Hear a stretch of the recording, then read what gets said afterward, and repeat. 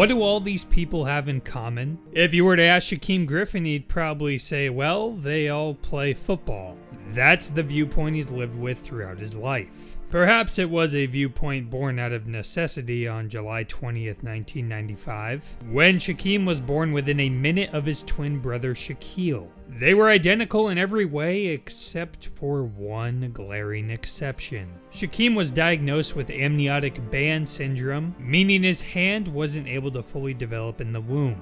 Growing up, he suffered severe pain in his left hand.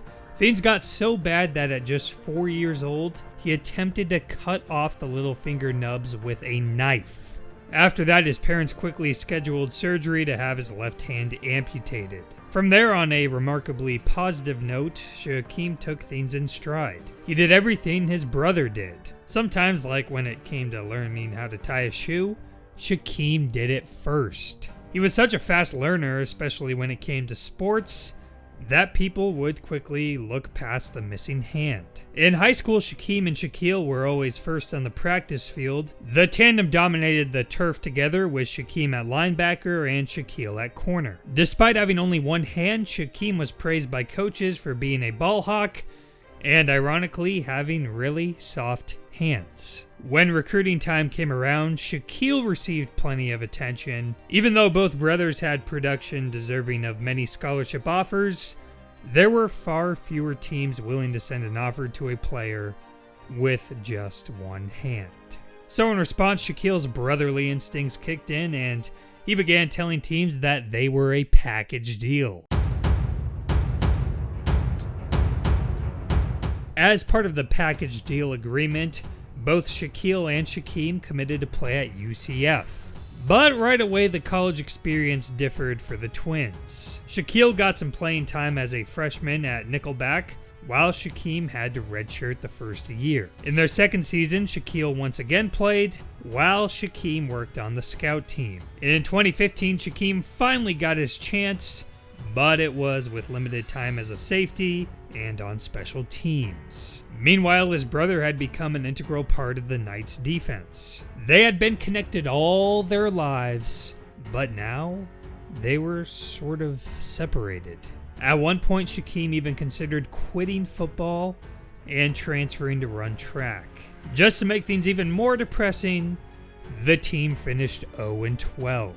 Luckily, Scott Frost then took over the UCF program and was ready to give Shaquem the chance he deserved. First, Frost moved him back to linebacker and then inserted him into the starting lineup. That would prove to not only be the best thing to happen to Shaquem, but also the team. While starting every game, Shaquem led the team in sacks and tackles for loss. He flew all over the field and was awarded as the Conference Defensive Player of the Year. In the secondary, Shaquille led the team in interceptions and pass breakups, and had established himself as one of the best defensive backs in the country. The Griffin twins had suffered through an 0-12 season, but now they were leading the team to a bowl game. I know it was just the Cure Bowl, but come on, it's an inspiring turnaround. And maybe more importantly, that would be the end of Shaquille's college career, as he would declare for the NFL draft. Shaquem, meanwhile, stayed in school, meaning these two twins were fully separated for the first time in their life. Shaquille was selected by the Seahawks, while Shaquem, without his right-hand man,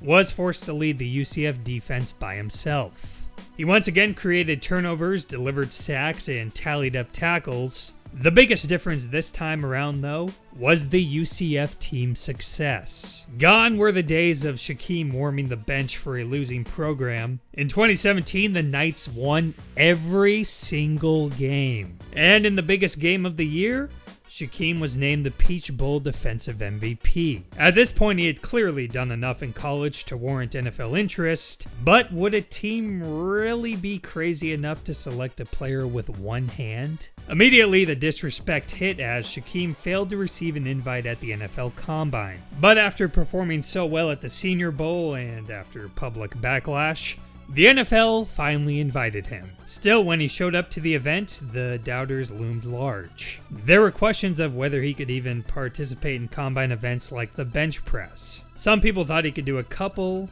others thought he couldn't do it at all. Once again, though, Shaquem put those doubts to bed after he completed 20 reps at 225 pounds. Now, all he needed was one team out of 32 to believe in him.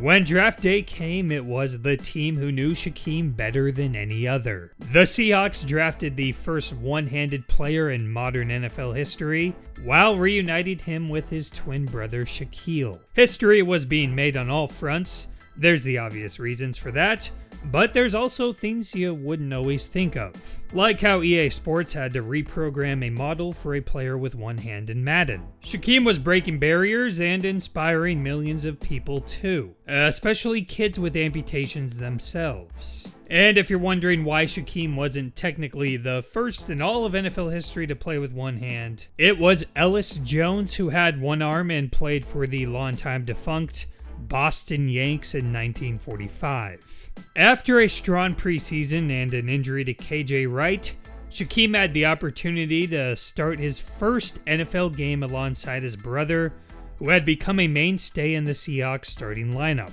Throughout the rest of the season, Shaquem started on special teams and Shaquille kept making plays in the secondary. The next year, Shaquille elevated his play to become a Pro Bowler, and the highlight of the season came in Seattle's divisional playoff game when the two brothers sacked Aaron Rodgers together. Sadly, 2020 may have been the final season for the two brothers together as pro football players. Shaquille signed a big deal with the Jaguars this offseason, while Shaquem just recently signed a one-year deal with the Dolphins. No matter what happens in the future, I just want to illustrate how much his career and life thus far has mattered to people all around the world. We just don't want people to tell him he can't do things.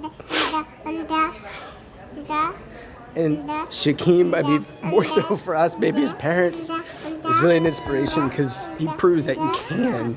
This is precisely why Shaquem Griffin matters so much. I made a video on a quarterback with one leg a while back, and just like Shaquem, his amputation isn't going to stop him from achieving his goals. If you enjoyed this video, then be sure to check that one out or my video on what happened to the deaf NFL player. As always, be sure to like and subscribe for more content just like this.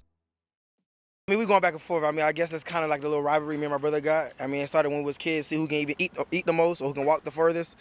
I guess, you know, it's a new rival going on, man. I'm loving it. I told him we can get a good arm wrestle on the 50-yard line. He's scared. It's okay. Everybody knows he's kind of scared. You know, I'm kind of the stronger one and the faster one, but don't tell nobody.